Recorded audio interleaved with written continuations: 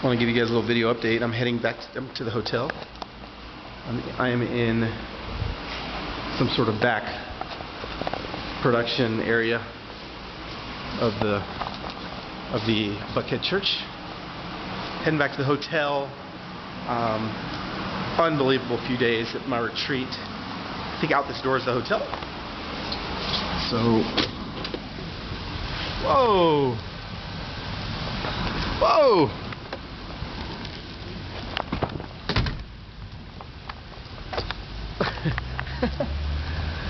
This would be called rain, and I'm not quite sure what to do.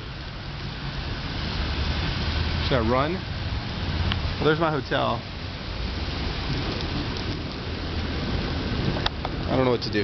Anyway, I'll just go ahead and finish telling you that there's thunder and lightning are shooting around. It's been a great few days, so check the blog. I know things have been slow, but things will be slow for a while as I kind of hop back in. So anyway, I'm gonna walk in the rain now to the Marriott. I'll kind of give you guys an update. This kind of didn't work out like I planned because it's raining. So let's see if I can get there. I got holes in my shoes. I got to figure out how to do this rain thing.